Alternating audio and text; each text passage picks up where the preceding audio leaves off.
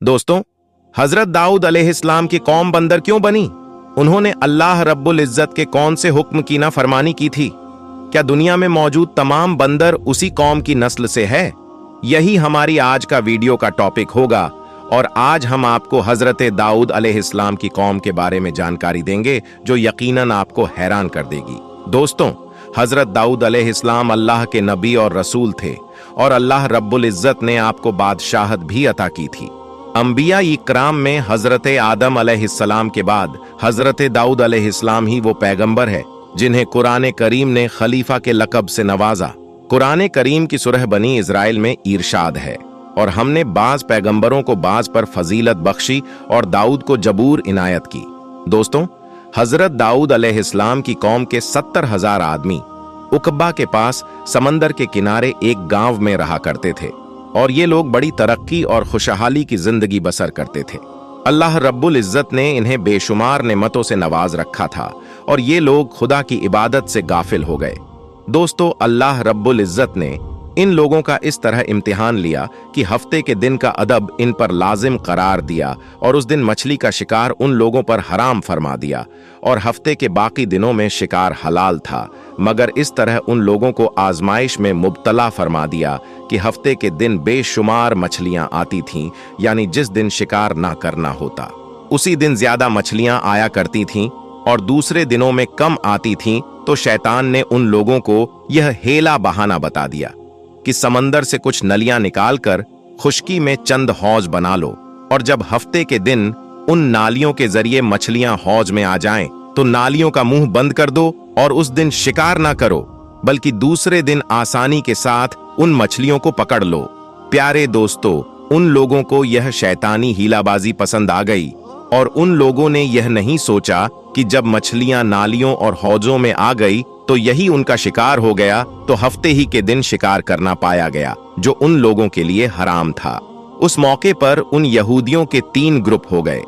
दोस्तों, कुछ लोग ऐसे थे जो शिकार के उस शैतानी हेला से मना करते थे और नाराज और बेजार होकर शिकार से दूर रहे, जबकि दूसरे गिरोह के लोग उस काम को दिल से बुरा जानकर खामोश थे, मगर दूसरों को मना नहीं करते थे, बल्कि मना करने वालों से यह कहते थे कि तुम लोग ऐसी कौम को क्यों नसीहत करते हो जिन्हें अल्लाह रब्बुल इज्जत हलाक करने वाला या सख्त सजा देने वाला है।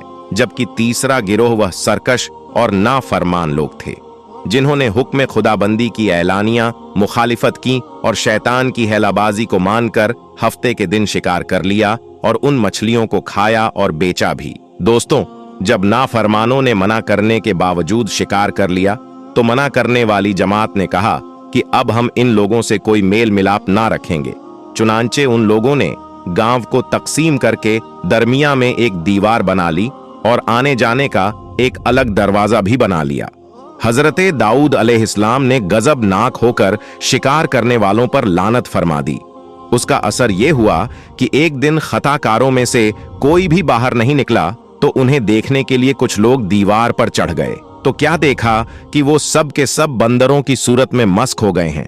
अब लोग उन मुजरिमों का दरवाजा खोलकर अंदर दाखिल हुए तो वह बंदर अपने रिश्तेदारों को पहचानते थे और उनके पास आकर उनके कपड़ों को सूंघते थे और जरो कतार रोते थे, मगर लोग उन बंदर बन जाने वालों को नहीं पहचानते थे। उन बंदर बन जाने वालों की तादाद इतिहास में 12,000 लिखी हुई है। ये सब 3 दिन तक जिंदा रहे और उस दरमिया में कुछ भी खा पी ना सके, बल्कि यूं ही भूखे प्यासे सब के सब हलाक हो गए।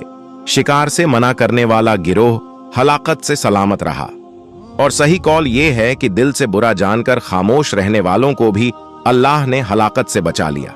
दोस्तों, सूरह बकरा की आयत नंबर 65 में अल्लाह रब्बुल इज्जत इरशाद फरमाता है, और बेशक जरूर तुम्हें मालूम है कि तुम में वो जिन्होंने हफ्ता में सरकशी की तो हमने उनसे फरमाया कि हो जाओ बंदर धुतकारे हुए।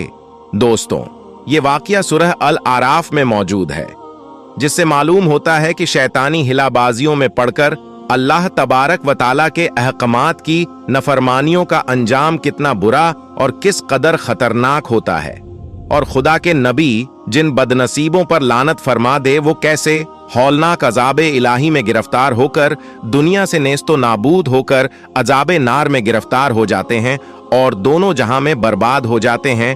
दोस्तों, असहाबे हीला यानी जो बंदर बन गए थे, उनको असहाबे हीला कहा जाएगा कि इस दिल दहला देने वाले वाकई में हर मुसलमान के लिए बहुत बड़ी इबरतों और नसीहतों का सामान है। काश इस वाक्य से मुसलमानों के दिलों में खौफे खुदाबंदी की लहर पैदा हो जाए और वो अल्लाह और उसके रसूल की नाफरमानी करने भटकने से मुंह मोड़कर सिराते मुस्तकीम पर चल पड़े और दोनों जहानों की सरबुलंदियों से सरफराज होकर एजाजो इकराम की सल्तनत के ताजदार बन जाए।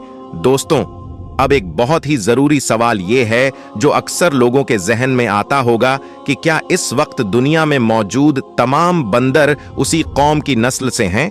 तो इसका जवाब यह है कि हजरत अब्दुल्लाह बिन मसूद रज़ियल्लाहु ताला अन्हु से सही मुस्लिम में मनकूल है कि बाज लोगों ने अपने जमाने के बंदरों और खिंजरों के बारे में इमामुल अंबिया जनाबे मुहम्मदुर रसूल अल्लाह सल्लल्लाहु अलैहि वसल्लम से पूछा कि क्या ये वही बंदर बने हुए यहूदी हैं? आप सल्लल्लाहु अलैहि वसल्लम ने इरशाद फरमाया, अल्लाह रब्बुल इज्जत जब किसी कौम में मस्क सूरत का अजाब नाजिल करते हैं तो उनकी नस्ल नहीं चलती बल्कि चंद रोज में हलाक होकर खत्म हो जाते हैं। बंदर और खिंजीर दुनिया में पहले से ही मौजूद थे। दोस्तों, इसी उम्मीद के साथ हम आपसे इजाजत लेते हैं। अगर आपको वीडियो पसंद आई हो तो इस वीडियो को अपने दोस्तों के साथ ज्यादा से ज्यादा शेयर करें। मिलेंगे आपसे एक और नई वीडियो में, तब तक के लिए अल्लाह हाफिज।